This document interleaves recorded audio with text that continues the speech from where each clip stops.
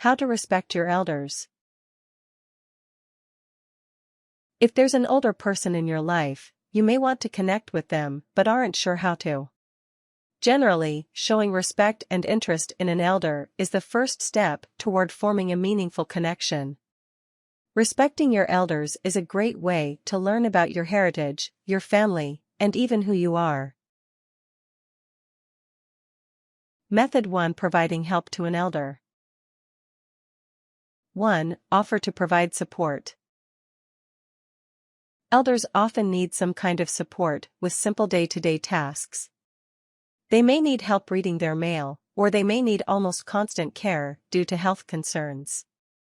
Begin by letting the elder in your life know that you would like to provide help. Don't make assumptions about what the person needs or wants. Always ask before providing any kind of help. If you don't, the person may feel that you think they're incompetent or don't respect them. You can say something like, "Grandmother, I know you may not need it, but if you'd like some help around the house or running errands, I'd love to do that for you." 2. Take on the responsibilities that you can. You might not be able to provide all of the care that the person needs. For example, if someone needs nursing around the clock, it's unlikely that you'll be able to provide that. However, you can take on the responsibility of hiring and paying a nurse, or arranging for a rotation of family members to provide the necessary care. In some cultures, it's considered disrespectful or a failure to hire someone outside the family to care for an elder. Don't overextend yourself. Taking care of an elder may create some change in your life, but it shouldn't cause you to lose your job or abandon your other obligations. 3. Help them stay healthy. Elders may have a hard time staying active and eating healthy meals. They may be less mobile than they used to be. Shopping and cooking may be difficult for them. Do what you can to make sure they're eating right and getting gentle exercise. Visit the person regularly and go for a walk with them. Even a short walk provides fresh air and movement. Bring them food when you come for a visit. You can bring food you'd prepared ahead of time, or groceries they can easily make use of. That way, they won't need to expend a lot of energy to get a nutritious meal. If you can't bring them food, look into programs such as Meals on Wheels that deliver food to the elderly. 4. Let them know you respect their autonomy. Losing the ability to take care of oneself can be difficult and sometimes embarrassing for people. Make sure that the elder knows that you still respect them and don't think of them as infirm. You can say things like, "I know you can cook for yourself, but I enjoy making meals that I can share with you." You can also say, "Please let me know if there's anything you need. I'm happy to help, but I can respect that you like to do things on your own." Method 2. Connecting with an elder. 1. Visit them. Life can be lonely for elders. If they don't have a spouse or family living with them, they may not see very many people on a regular basis. Try to visit them whenever you can make the time. If you can't visit regularly because of distance, make a point of calling to talk to them on the phone. Try to make visits or calls on a regular schedule. Sometimes surprise visits or irregular schedules can be disorienting for an elder. Visiting every Wednesday afternoon, for example, can be a regular activity that the person can look forward to. 2. Slow down. As people age, they process things and move more slowly. Your elder may need you to walk more slowly or repeat things that you say. Avoid showing impatience and remember that they're doing all they can to keep up. Elders may have a particularly difficult time using or understanding newer technology. You may need to go very slowly when showing them how to use it, or you may choose to not introduce new technologies into their lives. Let the elder set the pace for things like walking or preparing meals. 3. Be polite. Most elders will have a strong sense of propriety and etiquette. Their expectations for how people talk to each other are likely very different than yours. Don't use the same kinds of slang and casual manners that you would use around your peers. If the elder is not a member of your family, refer to them as Mr., Miss, or Mrs. If they tell you to call them by their first name, you can then feel free to do so. In some cultures, elders expect to be referred to as sir, ma'am, or something equivalent. Always make sure that they have food before you serve yourself, and that they have a place to sit before you or other younger people are seated. Avoid paying attention to your phone or computer when you're with an elder. Try to keep your focus on them and your quality time together. 4. Ask them about their life. Asking an elder about themselves is one of the best ways to show respect. It indicates that you are interested in who they are and that you respect the fact that they've lived a long life and have things to teach you. You can ask them to tell stories from their life.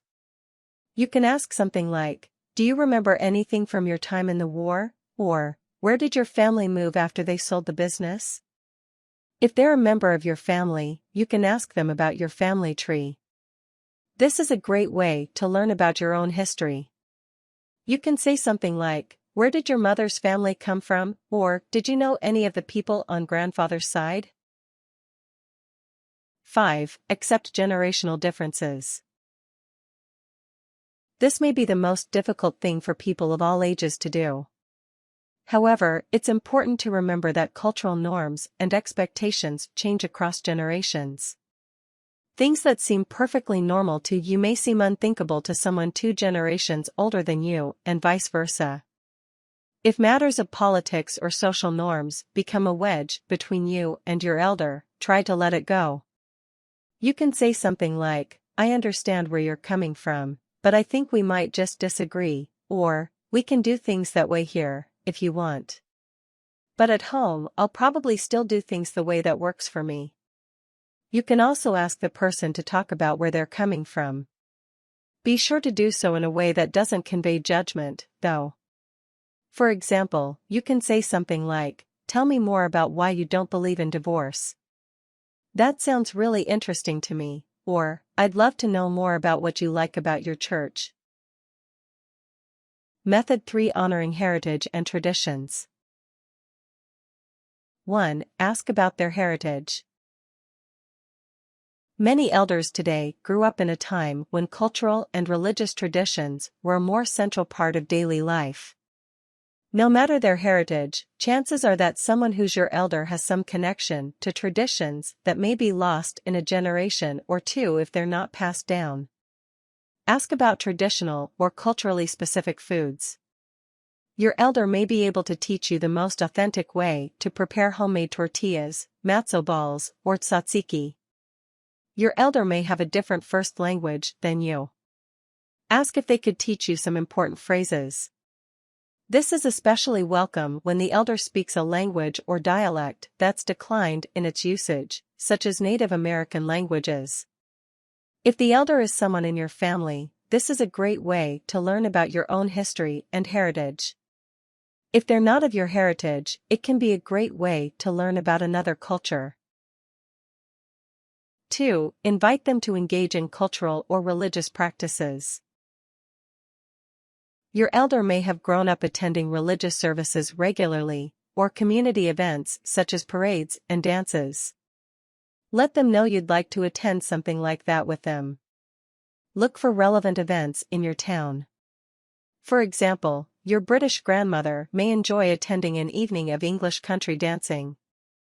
Even if you don't personally practice a religion, going with an elder to a religious event they connect to can be very meaningful for them. 3. Celebrate life's milestones. In some cultures, reaching specific ages, such as 60 or 70, is celebrated with big parties. Make sure to mark milestones in the elder's life. This honors the fact that good things are still happening in their life and they're still active. You can celebrate an elder's retirement or the anniversary of an accomplishment in their life. An elder may not have the energy or will to gather many people for a party. Take on that responsibility yourself to show them how many people love and care about them. 4. Absorb and adapt traditional practices. You may not agree with everything your elder has to say. Still, there may be kernels of wisdom that you can adapt to your own life. Let them know how what they've taught you is useful to you. If there's a specific proverb from your culture that's resonant to you, share that with your elder. Let them know what it means to you. Find a way to express your heritage that is authentic to you. For example, it may not make sense for you to go about your life in your culture's traditional clothing, but you can wear some jewelry or other accessories that represent your culture. Tips. Remember that older people were also young once. They've lived through many of the same experiences as you, as well as some very different ones. If the elder has a hard time seeing or hearing, do what you can to accommodate that. Speak loudly and clearly. Help them with reading signs and important papers. Elderly people often enjoy the same things as young people, just in a different way. They may love hearing their favorite music, eating delicious food, hearing some juicy gossip, or going for a walk in a beautiful place.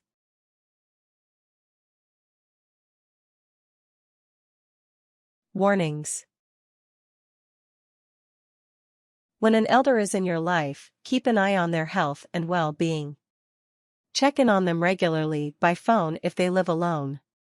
Make sure they keep their doctor's appointments and that they are getting what they need.